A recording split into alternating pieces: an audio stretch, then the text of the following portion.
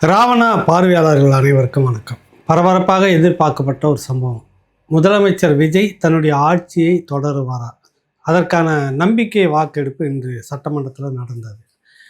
ஏற்கனவே ராவணாவில் கணித்தது தான் வெற்றி பெறுவதற்கான வாய்ப்பு அவருக்கு வந்துடும். ஆனால் அது நீடிக்குமா அப்படின்னு ஏற்கனவே கேள்வி கேட்டிருந்தோம். அதை பற்றி பிறகு பேசுவோம். 144 சட்டமன்ற உறுப்பினர்கள் இவருடைய ஆட்சிக்கு ஆதரவாக வாக்களித்திருக்கிறார்கள். அது ஏற்கனவே காங்கிரஸ், கம்யூனிஸ்டுகள், விடுதலை சிறுத்தைகள், அப்புறம் இந்தியன் யூனியன் முஸ்லீம் லீக் இவங்கெல்லாம் தனியாது முதல்ல போய் இடம் முடிச்சவங்க துண்டு போட்டு. அதற்கு அடுத்தது அண்ணா திராவிட முன்னேற்ற கழகத்திலேருந்து எஸ்பி வேலுமணி தலைமையில் ஒரு டீம் 25 பேர் ஒன்றா சேர்ந்துருக்கிறாங்க. இப்போ இவர்களெல்லாம் சேர்ந்து ஆதரவாக வாக்களித்ததால் விஜய்னுடைய கட்சி அதிக பெரும்பான்மையில் வெற்றி பெற்றது நம்பிக்கை வாக்கெடுப்பில் அப்படின்னு. அடுத்து ஒரு 6 மாதத்துக்கு இந்த பிரச்சனை இருக்காது. நம்பிக்கையில்லா தீர்மானம் கொண்டு வரணும் அப்படின்லாம் சொல்ல முடியாது. 6 மாதம் நீடிக்கும். வழக்கம் போல் முடிச்சுட்டு சட்டமன்றத்தை தேதி குறிப்பிடாமல் முடிச்சிருக்கிறாங்க. இது முதல் கட்ட தகவல். இப்போ அதிமுகவில் ஒரு பிரிவு, அதாவது எடப்பாடி பிரிவு, அவங்க எதிர்ப்பு தெரிவித்திருக்கிறார்கள். இதுக்கு மொத்தம் என்னன்னா இவங்ககிட்ட இருக்கிறது வேலுமணி தரப்பில் 25, இவங்க தரப்பில் 22 அப்படின்றத சொல்ல வராங்க.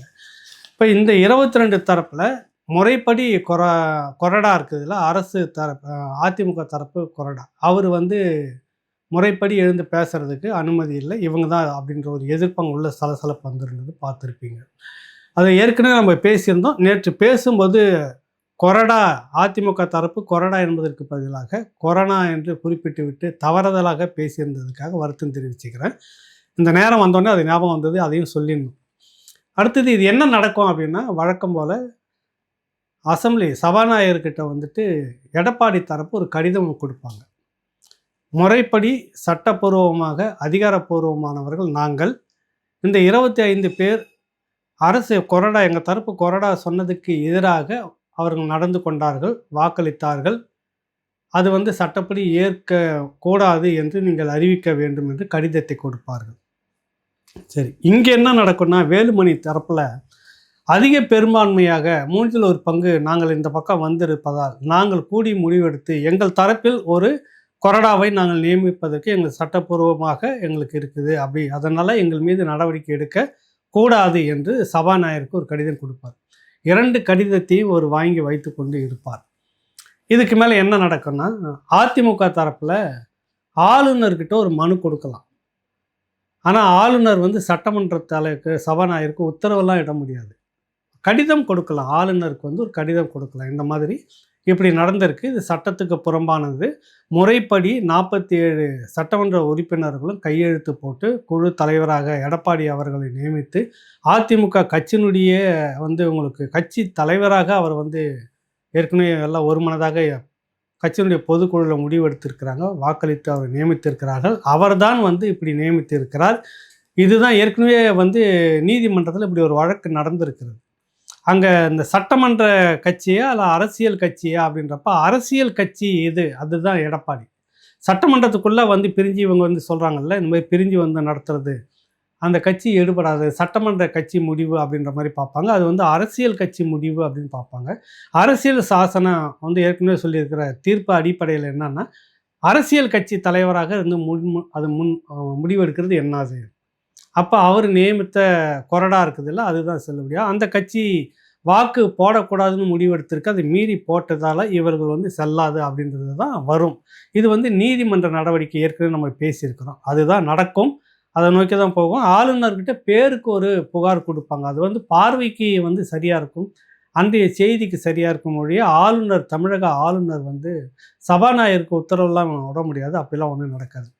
இது தான் அடுத்த கட்ட பரபரப்பான செய்தி. இன்னும் கொஞ்சம் நாளில் இது நடக்கும். எது எப்படி இருந்தாலும் இதெல்லாம் ஒரு 6 மாதம் ஆகும். 6 மாதம் வரைக்கும் நம்பிக்கை இல்லாத தீர்மானம் திரும்ப கொண்டு வர முடியாது. ஒரு முறை நிறைவேற்றி முடிச்சுட்டாங்க, இவர் அதிக பெரும்பான்மையில் வெற்றி பெற்று விட்டார் அப்படின்னு சொல்லிட்டு. இதுதான் நடக்கும். அடுத்து உள்ளே நடந்தது ஒன்று பார்ப்போம். எதிர்க்கட்சி தலைவராக உதயநிதி மிக சரியாக பேசியிருந்தார், வரவேற்கலாம் அதை. ஆனால் என்ன ஒன்றுன்னா, நீங்கள் அங்கே உட்காந்து எதிர்த்து வாக்களித்திருக்க வேண்டும். இதே மாதிரி தான் அசம்பிளியில் பாராளுமன்றத்தில் பண்ணுவாங்க. முக்கியமான விஷயங்கள்லாம் வரும்போது பாஜக கிட்ட எதிர்த்து பேசிவிட்டு வெளிநடப்பு பண்ணிவிடுவாங்க, அங்கே தீர்மானம் நிறைவேறிடும்.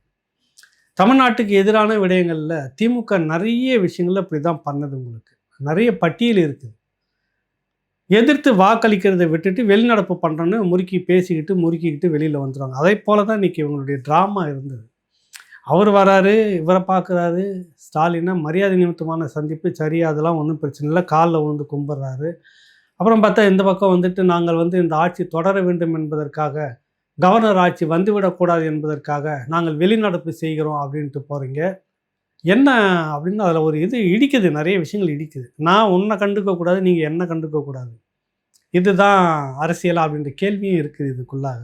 என்னென்னா இவர் வந்து கடுமையாக பேசியிருந்தார். நாங்கள் வந்து நெருக்கடியான காலகட்டம், அந்த கொரோனா காலகட்டத்தில் தான் 2021 ஆட்சியில் வந்து அதிகாரத்துக்கு உட்காந்த உடனே வந்துட்டு அன்றைக்கி வந்து 0.7% தான் பொருளாதாரத்தினுடைய நிலையாக இருந்தது. அந்த நிலையிலும் நாங்கள் தேர்தல் வாக்குறுதியில் கொடுத்தபடி 3 திட்டங்களுக்கு முதல் கையெழுத்து போட்டார் முதலமைச்சர் ஸ்டாலின் அவர்கள். எங்கள் தலைவர் யார் உதயநிதி சொல்கிறாரு. அது முதல்ல வந்து என்னென்னா விடியல் பயணம் பெண்களுக்கு அப்படின்றது, 2வது பால் விலை குறைப்பு, பெட்ரோலுக்கு 3 ரூபாய் குறைப்பு, அப்புறம் இந்த லாக்டவுனுக்காக வந்து அந்த கொரோனா காலகட்டத்தில் முடக்கப்பட்டிருந்ததுக்காக 4000 ரூபாய் உதவித்தொகை, இப்படின்லாம் நாங்கள் வந்து கையெழுத்து போட்ட நிதி நெருக்கடி இருந்த அந்த காலகட்டத்திலையும். ஆனால் இப்போ வந்து குரோத் வந்து வளர்ச்சி அதிகமாக நாங்கள் வச்சுட்டு வெளியில் வந்திருக்கிறோம். நீங்கள் அதாவது விஜய் தேர்தல் வாக்குறுதியில் எதை முடியுமோ அதைத்தான் நாங்கள் சொல்கிறது தான் செய்வோன்னு திமுக சொல்கிற மாதிரி எதை முடியுமோ அதைத்தான் நாங்கள் அறிவிக்கின்றோன்னு விஜய் நீங்கள் சொன்னீங்க. ஆனால் இந்த முதல் கையெழுத்து போட்டிங்கள்ல, ஒரு கையெழுத்து கூட உருப்படியாக நீங்கள் போடவே இல்லை. நீங்கள் தேர்தலில் சொன்னீங்கல்ல, தாலிக்கு தங்கம், திருமணத்துக்கு உதவி, அப்புறம் 2500 ரூபாய், அப்புறம் படித்து விட்டு வேலை இல்லாமல் இருக்கிறவங்களுக்கு இதுன்னு ஒரு பெரிய பட்டியல் வாசித்தார் உதயநிதி. அதெல்லாம் வரவேற்கக்கூடியது. இதில் எதுவுமே நீங்கள் ஒன்றும் அறிவிக்கலை. அடுத்த 15ஆம் தேதி வந்து பெண்களுக்கு கொடுக்க வேண்டிய உதவித்தொகை இன்னும் இருக்குது, காத்துட்டு இருக்குது. 7ஆம் தேதி கொடுக்க வேண்டிய ஒரு தொகை, இந்த கல்லூரி மாணவிகளுக்கு கொடுக்க வேண்டிய பணமும் எதிர்கொண்டு இருக்குது. இதெல்லாம் எப்படி செய்ய போகிறீங்க அப்படின்லாம் கேள்வியெல்லாம் கேட்குறாரு. இதில் கொஞ்சம் எனக்கு ஏன்னா வந்தது இப்போ தான் வந்து ஒரு வாரம் கூட இல்லை. இதெல்லாம் நீங்கள் உடனே கொடுக்கணும், எப்படி கொடுப்பீங்கன்னு கேட்டால் எப்படின்னு தெரியல. வந்து உட்காந்துருக்காங்க. எடுத்தோடனே அவர் கையெழுத்து போடலை அப்படின்றது விமர்சிக்கப்பட வேண்டியது தான். இவர் சொன்னபடி செய்திருக்க வேண்டும் விஜய். அதை செய்யலை. அது நியாயமான விஷயம் தான் உதயநிதி கேட்குறது. ஆனால் 7 நாள் அவகாசம், இனிமேல் தான் அதிகாரிகளை கூட்டி என்ன ஏதுன்னு பார்த்து அதுக்கு பிற்பாடு செய்ய வேண்டியதெல்லாம் செய்து அந்தந்த துறைகளுக்கு நிதியை ஒதுக்கி பணம் போய் சேர வேண்டியவங்களுக்கு சேர வேணும். இதில் என்னவோ அந்த மழையில் நனைஞ்ச கோழி இருக்கும்ல, அந்த மாதிரி உட்காந்துட்டு இருந்தார் விஜய். நின்று ஆட வேண்டிய இடம்லாம் வந்திருக்குது. எதிர்த்து அடிச்சுக்கிட்டு இருந்தால் அடிச்சிருக்கலாம் இன்றைக்கி. ஏன் அப்படின்னு தெரியல. பொதுவாக அந்த ஸ்கிரிப்ட்லேயே பழக்கப்பட்டுட்டு வந்தவங்க இருக்காங்கல்ல, ட்ரைனிங்லேயே ஒன்று இருந்ததுன்னா, ஓடுனா ஓடும், உட்காருனா உட்காரும், இதை பேசுனா பேசும், இப்படின்ற மாதிரி லைஃப் முழுக்க அப்படியே இருந்துட்டோம்னா சுயமாக பேசுறதுக்கு முடியாமல் அப்படியே வந்து உட்காந்துட்டு இருக்கிற ஒரு போக்கு இருக்குல்ல, அந்த மாதிரி மழையில் நனைஞ்ச குருவி மாதிரி உட்காந்துட்டு இருந்தார் இன்றைக்கி விஜய். ஏன் அப்படின்னு தெரியல. நின்று ஆடி இருக்கலாம். எல்லாம் சரி, நீங்கள் பேசுறதெல்லாம் சரி, நீங்கள் என்ன செய்துங்க பதிலுக்கு அப்படின்ற விஷயங்கள்லாம் பதிலுக்கு வந்திருக்கு. நாங்கள் பண்ண கஞ்சா துறைன்னு ஒன்று உருவாகாத அளவுக்கு நீங்கள் ஆட்சி வச்சுட்டு போயிருக்கீங்க, நாங்கள் அதெல்லாம் இனிமேல் சரி பண்ணணும், பதிலுக்கு நின்று ஆடி இருக்கலாம், பேசியிருக்கலாம். ஒரே ஒரு இடத்துல மட்டும் இது குதிரை பேர அரசு இல்லை, குதிரை வேகத்தில் போகிற அரசு மக்களுக்காக அப்படின்னு சொல்லிட்டு பேசினார். அதோடு சரி. உதயநிதிக்கெலாம் நல்லா பதில் அடி கொடுத்துருக்கலாம். நிறைய இடம் இருந்தது, பதில் அடி கொடுத்துருக்கலாம். ஏன்னு தெரியல. ஒருவேளை புதியவர் என்பதற்காக. இன்னும் 2-3 கூட்டங்களுக்கு பிறகு இவர் ஒரு வேளை இறங்கி அடிக்கிற வேலையை தொடங்கலாம். ஆனால் இவர் பக்கம் மூத்த நிர்வாகிகள் சில பேர் இருந்திருக்கிறாங்க. அவங்க பேச வச்சிருக்கலாம் பதிலுக்கு எழுந்து. இப்படி பல விஷயங்கள் வந்து இந்த நிகழ்ச்சியில் முதலமைச்சர் விஜய் வந்து அவர் உதயநிதிக்கு கொடுக்க வேண்டிய சரியான பதிலடியை கொடுக்கல. அவர் பேசிக்கிட்டு இருந்தாலும் நல்லா கலாச்சாரிட்டு கடைசியாக நாங்கள் வந்து எதிர்ப்பு தெரிவிக்க மாட்டோம், வெளியில் போகிறோங்க, இது ஒரு வழி, நீ இப்படியே நல்லபடியாக இருந்துக்க, நாங்கள் எதிர்க்கிற மாதிரி எதிர்க்கிறோம், நீங்கள் எங்கள் மேலே இந்த ஊழல் வழக்கு அது இதெல்லாம் எதுவும் கண்டுக்காத, இப்படியே 2 பேரும் ஓடிக்கிட்டே இருப்போம் அப்படின்ற மாதிரி அக்ரிமெண்ட்டாக என்னன்னு எனக்கு தெரியல. இவ்வளோ பேசுகிற யோக்கிய கட்சி நாங்கள் எதிர்க்கின்றோம் அப்படின்னு சொல்லி உள்ளே உட்காந்து எதிர்த்து கை தூக்கிட்டு வெளியே வர வேண்டியதானே. இது ஏன் நடக்கலை அப்படின்ற கேள்வி. அதை விட இன்னொரு பெரிய கேள்வி எல்லோருக்கும் ஒன்று, சரி விஜய் வந்து காங்கிரஸ் கட்சியை தான் உள்ளே போய் ஆதரவு கொடுத்தது. காங்கிரஸ் கட்சிக்கும் பாரதிய ஜனதா கட்சிக்கும் 7ஆம் பொருத்தம். நல்லா கவனிங்க. காங்கிரஸ் கட்சி உள்ளே ஆதரிக்குது. அந்த கட்சி முதல்ல வந்து ஆதரித்ததால் தான் விஜய் இப்போ வந்து நிற்கிறாரு. மற்ற கட்சிகளும் உள்ளே வந்துட்டாங்க, எல்லாம் சரி. இந்த பாரதிய ஜனதா கட்சி வேட்பாளர்னு ஒருத்தர் இருந்தார். அந்த உள்ள ஒரே ஒரு வேட்பாளர் வந்து கந்திஸ்ரீ மாதிரி ஒரு வேட்பாளர். அந்த ஒரு வேட்பாளர் வந்து எதிர்த்து வாக்களித்திருக்க வேண்டாம். அவர் எதிர்த்து வாக்களிக்கங்க. அவர் இந்த கட்சிக்கு ஆதரவுன்னுட்டு போயிட்டாரு நடுநிலைன்னு சொல்லிட்டு. இது எந்த விதத்தில புரியலையே, இது வந்து எந்த விதத்திலும் புரியலையே. வெளியில கூட போகல. இருக்கிற ஒரே ஒரு பாரதிய ஜனதா கட்சி, இந்த பாரதிய ஜனதா கட்சி இதற்கு என்ன முடிவை சொல்லுகிறது? காங்கிரஸும் ஆதரிச்சு, காங்கிரஸினுடைய உதவியால தான் விஜய் ஆட்சி நீடிக்குதுங்க. கரெக்ட்டுங்களா? பாரதிய ஜனதா கட்சி விஜயை ஆதரிக்கிறார்களா? எதிர்க்கிறார்களா? இந்த பதில் சொல்லணும். தமிழ்நாடு காங்கிரஸ் பாரதிய ஜனதா கட்சி இதற்கு ஒரு பதிலை சொல்லணும். எங்கள் கட்சி சட்டமன்ற உறுப்பினர் வந்து இப்படி நடந்து கொண்டது தவறு. அவர் மீது நடவடிக்கை எடுக்கணும்னு ஏதோ ஒன்று சொல்லணும். எதுவும் இல்லை இதுவரைக்கும். 1 மணி நேரம் கடந்து இருக்கிறது. பாரதிய ஜனதா கட்சி எப்படி இதை ஆதரிக்குது? விஜய்க்கு ஏன் ஆதரவு தெரிவிக்கணும்? என்ன காரணம்? அந்த பக்கம் வந்து பார்த்தா ஒரு அம்மா மக்கள் முன்னேற்ற கழகத்தில் இருக்கக்கூடிய காமராஜ், அது தெரிஞ்ச விஷயந்தான். அது வந்து பிரேமலதா பேசுகிற அந்த ட்ராக்கில் வந்து வருது. வீட்டுக்கு முகத்தை மூடிக்கிட்டு வந்த மனிதர்கள் யார்? வீட்டுக்கு முன்னாடி வந்தது யார்? அப்படின்லாம் கேள்வி கேட்குறாங்க. குதிரை பேரம் நடந்ததா? அப்படின்றது அதுதான் கேள்வி. அதுதான் அதுக்கான பதில். இவர் வந்து இறங்கி பதில் சொல்லியிருக்கலாம். எதுவும் சொல்ல முடியல இவரால். அதிகாரிகள் வந்து பக்கத்தில் அரசு மூத்த நிர்வாகிகளோ இல்லை மற்றவங்களோ இருந்துக்கிட்டு சொல்லியிருந்தாங்கன்னா அது சரியாக இருந்திருக்கும். ஆனால் ஒரு விதம் வெளிப்படையாக கேட்குறாங்க பிரேமலதா. வரவேற்கிற விஷயம். யார் முகத்தை மூடிக்கிட்டு ஏன் உன்னை வந்து பார்த்துட்டு ஓடியாரணும்? பிறகு நீங்கள் என்ன செய்தீங்க அப்படின்ற கேள்வி இருக்குது. இந்த பக்கம் விஜயை வந்து உதயநிதி போட்டு காய்ச்சிறாரு. என்னன்னாக்கா புஷ்பா படத்தில் வர மாதிரி ஒரு சீன் அப்படின்னு சொல்லிட்டு, சோபா செட்டு முதல்ல போகுது, பின்னாடி நீங்களே போகிறீங்க. ஒரு கட்சி தலைவர்களும் சந்திக்கும் போது சோபா செட்டு போகுது, பின்னாடி நீங்களே போகிறீங்க. விசிகா பார்க்க போகும்போது சோபா செட்டு போனது, அப்புறம் இந்த பக்கத்தில் இன்னொருத்தரை பார்க்கும்போது அந்த மாதிரி போனது அப்படின்றது சொல்ல வராரு. என்ன பேரம் பேசுகிறீங்க? என்ன நடக்குதுன்னு. திமுக தலைவர் ஸ்டாலின் அவர்களை சந்திக்கவும் விஜய் வந்தார். அந்த இடத்துக்கு சோபா செட்டு அனுப்புனாரா இல்லையா? அதை வெளிப்படையாக சொல்லியிருக்கணும் உதயநிதி. எங்கள் வீட்டுக்கு வரல, ஆனால் மற்ற இடத்துக்கெல்லாம் போனது. ஏன் போனதுன்னு. இப்போ விசிகாவை தன் கட்சி கூட இருந்து கூட்டணியில் இருந்து இப்பொழுது அந்த பக்கத்தில் விஜய் ஆதரிச்சிருக்கிற விசிகாவை திருமாவளவனை உதயநிதி குற்றம் சொல்கிறாரா அப்படின்ற ஒரு கேள்வி இருக்குது வெளிப்படையாக. ஆமாம் அப்படின்னா புஷ்பா படத்தில் மாதிரி முன்னாடி சோபா செட்டுக்குள்ளே என்ன இருந்துச்சு? அதுதான் கேள்வி. ஏதாவது ஸ்வீட் பாக்ஸ் இருந்திருக்கலான்னு உதயநிதி சொல்கிறாரு. அதுக்கு திருமாவளவன் அவர்கள் தான் பதில் சொல்லணும். ஆக இந்த மாதிரியான கலாய்ப்பு விஷயங்கள்லாம் உள்ளே ஓடி இருக்கு. எதுக்குமே இறங்கி அடிக்கலை விஜய். நிறைய பேசுறதுன்னா அவருக்கான வாய்ப்பு நிறைய இருந்திருக்கு. இதை விட 2 மடங்கு பண்ணிட்டு பேசியிருக்கலாம். இந்த ரீல்ஸாக போட்டு ஓட்டுற மாதிரி இல்லாமல் ரியலாக கட்சியை நடத்துங்க, ஆட்சியை நடத்துங்க அப்படின்லாம் சொல்கிறாரு உதயநிதி. பதிலுக்கு உடனே என்ன பேசியிருக்கலாம் தெரியுமா? இரவு 12 மணி வரைக்கும் உட்காந்துட்டு ரீல்ஸுக்கு பதில் போடுறது நாங்கள் இல்லை அப்படின்னு இவர் சொல்லியிருக்கணும் விஜய். இதுதான் பதிலடி. ஏன் சொல்லாம விட்டாருன்னு தெரியல அவருக்கு. உண்மையிலேயே மழையில் நனைஞ்ச கோழி மாதிரி அப்படியே உட்காந்துட்டே இருக்கிறார், கம்முன்னு உட்காந்துட்டு இருக்கிறார். எவ்வளோ விஷயம் இறங்கி ஆடுறதுக்கு இன்னைக்கு கிடைச்சது. கடந்த ஆட்சியில் அந்த பார்த்தீங்கன்னாக்கா உங்களுக்கு அந்த 91 96 அந்த காலகட்டத்தில் இப்போ நினைக்கிறேன் மைனாரிட்டியாக தான் திமுக இருந்தது. தமிழ் மாநில காங்கிரஸினுடைய சப்போர்ட்டில் இருந்துகிட்டு இருந்தது. செல்வி ஜெயலலிதா உள்ளிட்ட எல்லோருமே மைனாரிட்டி திமுக அரசு அப்படின்னு தான் ஆரம்பிப்பாங்க. ஒரு கட்டத்தில் கருணாநிதி ஆமாம் நாங்கள் மைனாரிட்டிகளுக்கான அரசு தான், இது மைனாரிட்டிகளுடைய பாதுகாப்புக்காக இருக்கும் அப்படின்னாங்க.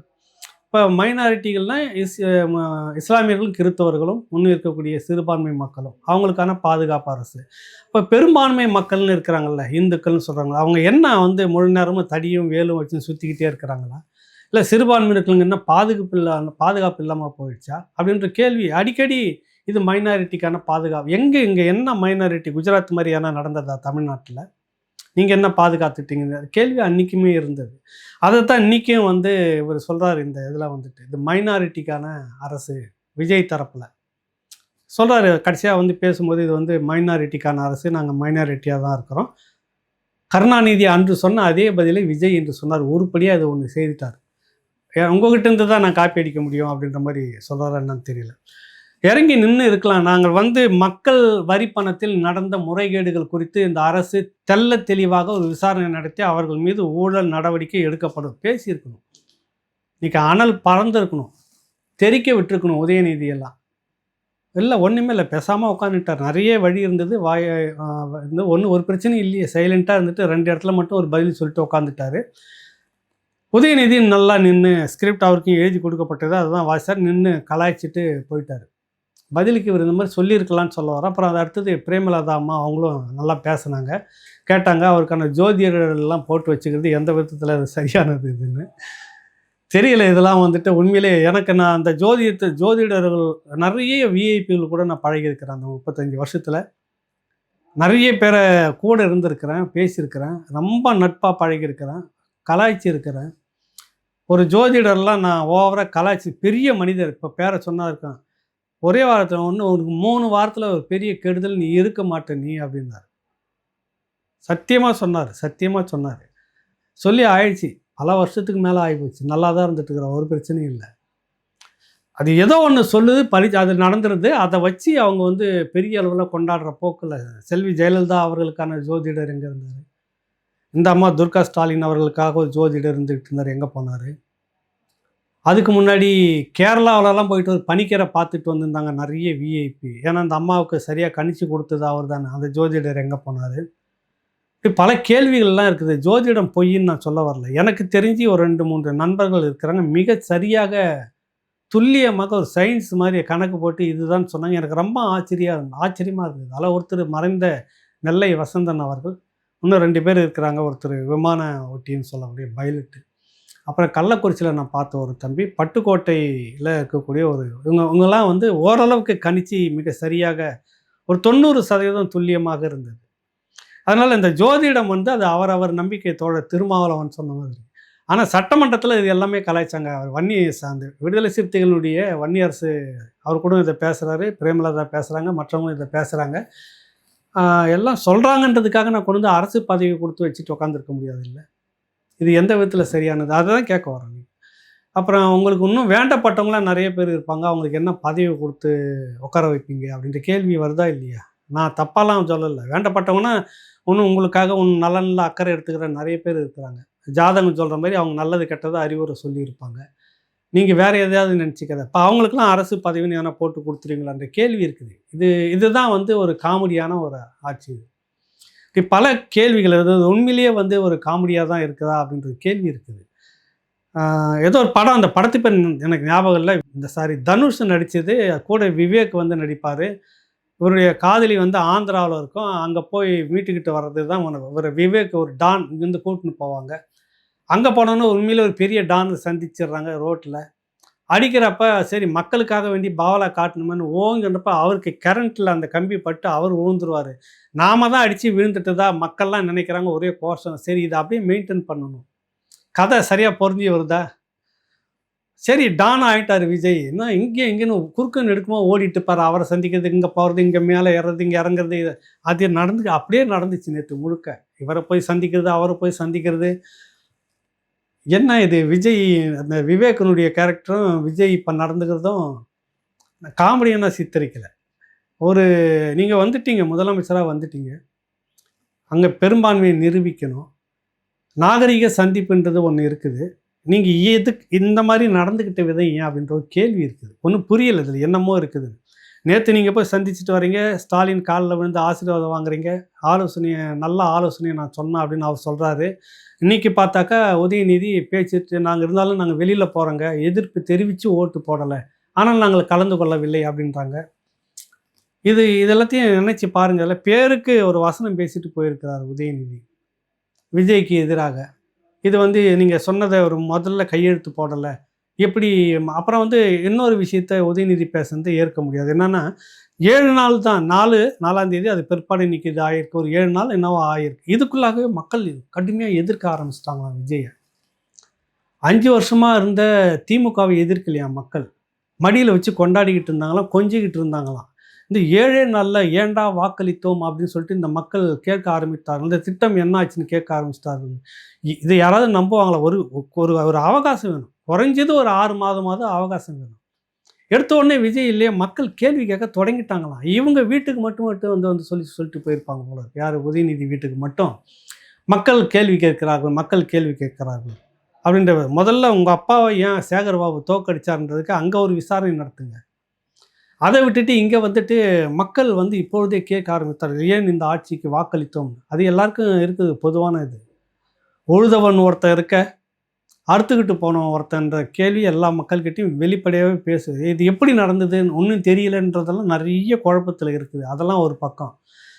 காடு மேடு எல்லாம் சேர்ந்து உழவு பண்ணி உழுதவன் கடைசி தண்ணி ஊற்றி வளர்த்து விளையிற நேரத்துக்கு வந்து அறுத்துட்டு போன கோஷ்டி நீங்கள் அப்படின்ற விமர்சனம் இருக்குது, இல்லைன்னுலாம் சொல்ல வரல.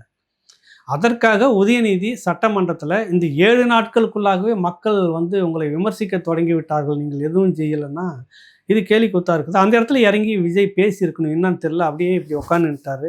அது ஒன்றும் புரியல. அப்புறம் யாரையும் நான் பழி வாங்க மாட்டேன் அப்படின்னு சொல்கிறாரு விஜய். உண்மையிலேயே அப்படி இருந்தாருன்னா ரொம்ப நல்லாயிருக்கும். அதே போல் நீங்கள் ஸ்டாலினையும் பழி வாங்காத, விசாரணை செய்யாதீங்க, ஊழல் முறைகேடுன்னு எதுவும் நடவடிக்கை எடுக்காது. பழி வாங்குறதுல தானே வரும் அது.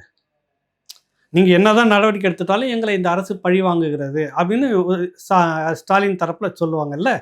அப்போ உங்களுக்கு பழி வாங்கும் நோக்கம் இல்லை அப்படின்னா நீங்கள் எதிர்கட்சியாக வந்து அந்த கட்சியை வச்சுக்கினே இருக்கணும். திமுகவை எதிர்கட்சியாக வச்சுக்கிட்டு அவங்களுடைய ஊழல் முறைகேடு செய்தது எதன் மீதும் விசாரணை நடத்தாமல் அப்படியே வச்சுக்கிட்டு இருக்கணும், அவ்வளோதானே. ஒரு பழமொழி இருக்குது விஜய் அவர்களுக்கு. அவர் ஜோசிகார் சொல்லியிருக்கலாமோ என்னன்னு தெரியல, மறந்துட்டு இருப்பாரு தெரியல. அந்த ஜோசிகார் நிறைய சொல்லிகிட்டு இருக்கிறாரு. ஹார்ட் அட்டாக் வர மாதிரி இருந்துச்சுன்னா ஒரு மந்திரத்தை சொல்லுங்கள், நீங்கள் அப்படியே நேராக மேலே போய் சேரலாம் அப்படின்லாம் சொல்கிறாரு அந்த மனுஷன். ஒருவேளை அப்படி நடந்து அந்த மாதிரி என்னன்னு தெரியல, ஏன் அப்படி சொல்கிறாருன்னு அந்த ஜோசிகார் சொல்லியிருக்கணும். சொல்லியிருக்க மறந்துட்டாரோன்னு தோணுது. எல்லோருக்கும் நல்லவன் தன்னை இழந்தான். நீ போய் விஜயை போய் நேராக வந்துட்டு ஸ்டாலினையும் பார்க்குற, சீமான் அவர்களையும் பார்க்குறீங்க, புரியுதில்ல. அதுக்கு அடுத்தது இவரை பார்க்குறீங்க, உங்களுக்கு கூட்டணி கட்சியில் இருக்கக்கூடிய கம்யூனிஸ்டுகளை பார்க்குறீங்க, விசிகாவை பார்க்குறீங்க, எல்லாரையும் பார்த்துட்டு வரீங்க. எல்லோருக்கும் நல்லவன் தன்னை இழந்தான். நான் வந்து யாருக்காவது ஒருத்தனுக்கு கெடுதலாக இருந்தாகணும், ஏன்னா 10 பேர் கெடுதலாக நினச்சிக்கிட்டே இருந்தானா தான் நான் வந்து ஏதோ ஒரு வகையில் நேராக இருக்கிறேன்னு அர்த்தம். புரியுதில்ல உங்களுக்கு. நான் எல்லாருக்கும் நல்லவனாக இருக்கணும் அப்படின்னா சத்தியமாக இருக்கவே முடியாது. இப்போ நீங்கள் எப்படி வந்து நேர்மையான ஆட்சியை தரப்போங்க. சோபா செட்டு ஏன் அனுப்புனீங்க? போகிற இடத்துல அங்கே இருக்கிற நாற்காலியில் உட்காந்துட்டு வர வேண்டியதானே அப்படின்ற கேள்வி நான் கேட்கல, உள்ள சட்டமன்றத்திலே கேள்வி கேட்குறாங்க. பிரதான எதிர்க்கட்சி தலைவர் உதயநிதியே கலாய்ச்சிட்டு போகிறாரு. என்ன நடக்குது இங்கே அப்படின்ற மாதிரி நிறைய கேள்வி இருக்குது. நிறைய விஷயங்கள் சந்தேகத்துக்கு இடமா இருக்குது விஜயனுடைய நடத்தையும் செயல்பாடும். நீங்கள் வந்து ஒரு மூர்க்கமாக ஊழல் முறைகேடு இதன் மேலே நீங்கள் நடவடிக்கை எடுப்பீங்களா அப்படின்னா தெரியல, இது வரைக்கும் தெரியல. அப்படி எதுவும் நீங்கள் சொல்லலை. இந்த அரசு இவ்வளவு செய்திருக்கிறது இந்த மக்களுக்கு அப்படின்னு சொல்லிட்டு 30,000 கோடி ஒரு ஆண்டுக்குள்ளே எங்கே வச்சிருக்க, எப்படி எடுத்துகிட்டு போகிறது, ஒயிட்டாக மாற்றுறதுன்னு தெரியாமல் முழிச்சிக்கிட்டு இருக்காங்கன்னு திமுகவில் இருக்கிற ஒரு அமைச்சர் சொன்னதுக்கு கூட நீங்கள் ஒன்றும் பதிலை சொல்லலை. உதயநிதி இப்படியும் பேசிகிட்டு இருக்கும்போது, இவ்வளோ உங்களை தாக்கி பேசிகிட்டு இருக்கும்போது நீங்கள் என்ன சொல்லியிருக்கணும் விஜய் அந்த இடத்துலன்னா, 30,000 கோடி வச்சுக்கிட்டு என்ன பண்ணுறதுன்னு தெரியாமல் முழிச்சிக்கிட்டு இருக்கிறதாக திமுக அமைச்சர் ஒருவர் பேசியிருப்பதன் மீது நாங்கள் விசாரித்து நடவடிக்கை எடுப்போம்னு சொன்னால் முடிஞ்சு போச்சு, மொத்தமும் காலி திமுக. என்ன 2 பேரும் கட்டிப்பிடி சும்மா தொட்டு பிடிக்கிற விளையாட்டு விளையாட்டுக்கிறீங்களா? சட்டமன்றத்தில் வாக்களித்த மக்களுக்கு துரோகம் செய்கிறீங்களா அப்படின்ற கேள்விலாம் விஜய் மீது வரும். ஒரு ஸ்ட்ராங்கான பதில் இல்லை. ஒருவேளை புதியவர் பதில் இல்லை, சரி. ஆனால் உதயநிதி என்ன பண்ணுறாரு, எல்லாத்தையும் கேட்டுவிட்டு வெளிநடப்பு எதுக்கு? எதிர்த்து வாக்களிக்கிறேன், வாக்களிச்சுட்டு வாங்கலாம். பாஜக ஒரு ட்ராமா ஆடுது, நீங்கள் ஒரு ட்ராமா ஆடுறீங்களா? நீங்களாம் யார்? அப்போ இவர் வந்து நேற்று முழுக்க உங்களெல்லாம் சுற்றி பார்த்து ஆசீர்வாதம் வாங்கிட்டு வர்றதுக்கு என்ன காரணம்? ஏதோ ஒன்று நடக்குது. ஒரு நிலையான எதிர்ப்பு அரசியலை விஜய் தொடுவாரா அப்படின்ற ஒரு கேள்வி. அடுத்தது இந்த ஸ்கீம்லாம் இருக்குது, என்ன பண்ண போகிறீங்கன்னு தெரியல அப்படின்னு உதயநிதி கேட்குறாரு.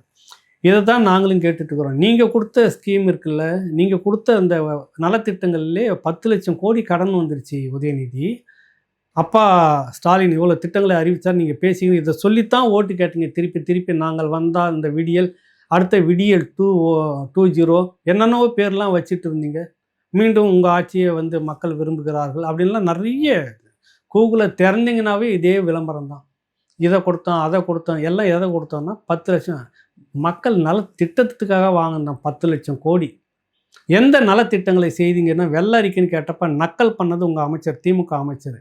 இப்போ விஜய் சொல்கிறாரு, முதல்ல இந்த திமுக அரசில் இருக்கக்கூடிய வெள்ளை அறிக்கையை வந்து நாங்கள் வெளியிட்டுட்டு, ஏன்னா எல்லாத்தையும் சுரண்டிக்கிட்டு போய் எல்லாமே சுரண்டப்பட்டுருச்சேன், எல்லாமே எதுவுமே இல்லையா, நிதியெல்லாம் எப்படி சுரண்டிட்டு போயிருப்பாங்க, என்ன விதத்தில் காலியாக இருக்குது கஜானா அப்படின்றத ஒரு வெள்ளை அறிக்கையை நான் கொடுப்பேன் அப்படின்னு சொல்கிறாருல்ல.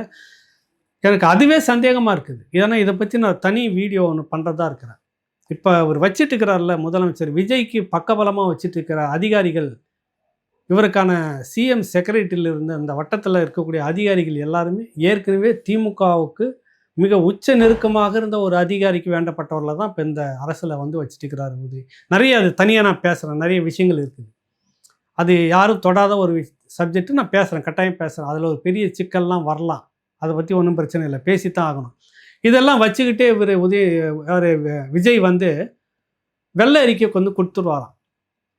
இது நடக்குமா என்னன்னு எனக்கு தெரியல. ஆக அது ஏதோ ஒரு போங்க ஆட்டம் ஆடிட்டு இருக்கிறாங்களோன்னு தோணுது. இப்போவும் சொல்கிறேன், விஜய்க்கு மக்கள் நம்பி வாக்களித்திருப்பதாக அவங்க நம்புகிறாங்க. நல்ல பெரும்பான்மை வாக்குகள் கொடுத்துருக்குறாங்க. உதயநிதி சொல்கிறாரு 1.75 லட்சம் கோடி வாக்கு தான் உங்களுக்கு, மீதி 3 பங்கு வந்து விழலை, எதிர்க்கிறார்கள் அப்படின்னு. உங்களுக்கும் அதே தான். உதயநிதி அப்பா ஸ்டாலின் அவர்கள் முதலமைச்சராக இருந்தபோதும் குறிப்பிட்ட வாக்கு தான் இருந்தது, மீதி 3 பங்கு வாக்கு எதிர்ப்பாக தான் இருந்தது எப்போவுமே. இப்போ நாம் தமிழர் கட்சி சதவீத வாக்கு, அதிமுக இது இருக்கிற வாக்கு எல்லாம் எதிர்ப்பாக இருக்கிற வாக்கு தானே. அப்புறம் எல்லாரும் சேர்ந்து உங்களை ஏற்கவில்லை அப்படின்னு விஜயை பார்த்து உதயநிதி சொல்கிறது எந்த விதத்தில் பொறுத்துன்னு தெரியல. ஒன்றும் உங்கள் இறங்கி அடிக்கணும். உண்மையாக கடந்த 5 ஆண்டுகளில் நடந்த ஊழல் முறைகேடு அப்படின்னு பேசப்பட்டதின் பேரில் இந்த ஒன்றும் இல்லை, அண்ணாமலை ஃபைல் வந்து வெளியிட்டிருந்தார். பாஜக தலைவராக இருந்த அண்ணாமலை திமுக ஃபைல் அப்படின்னு வெளியிட்டிருந்தார். அதன் மீது விசாரித்து நடவடிக்கை எடுத்தாவே போதும் விஜய். இவர் சொன்ன திட்டங்கள் எல்லாம் நிதி எங்கேருந்து வரும்னு கேட்குறாருல உதயநிதி, இங்கேருந்து தான் வரும் அப்படின்னு இவர் எடுத்துகிட்டு நிறைய பணத்தை தமிழ்நாடு அரசுக்கு வருவாயாக கொண்டுட்டு வரலாம், திருப்பி கொண்டுட்டு வரலாம். நிறைய விசாரணையை நடத்தணும் முறையாக, அதற்கான உத்தரவாதத்தை மக்களுக்கு தரணும். எதுவுமே இல்லாமல் இவரும் வெறுமனே பொம்மையாக இருக்கிறாரு. அந்த பக்கம் பார்த்தீங்கன்னாக்கா அவர் கலாய்க்கிற மாதிரி பேசிட்டு வெளிநடப்பு செய்கிறாரு. பாரதிய ஜனதா கட்சி பார்த்தாக்கா ஆதரவு தெரிவிக்குது. காங்கிரஸ் தயவில் தான் விஜய் ஆட்சியில் உட்காந்துட்டு இருக்கிறார், காங்கிரஸ் கம்யூனிஸ்ட், பல கேள்விகள் இருக்குது. இது எல்லாத்துக்கும் பதில் என்ன அப்படின்றது வாக்களித்த மக்கள் நான் உங்கள் பார்வையில் வச்சிடறேன். இது முதல் பதிவு. பேசுறதுல எதனா தவறு வந்திருக்கும் சுட்டி காட்டுங்க, அதை நான் திருத்திக்கிறேன். அடுத்த முறை அதை பற்றி நான் பேசுகிறேன். இப்போ இவருக்கான முதலமைச்சருக்கான அதிகார வட்டம் அதிகாரிகள் தரப்பு என்னன்றதை நான் அடுத்த வீடியோவில் விரிவாக பேசுகிறேன். நன்றி, வணக்கம்.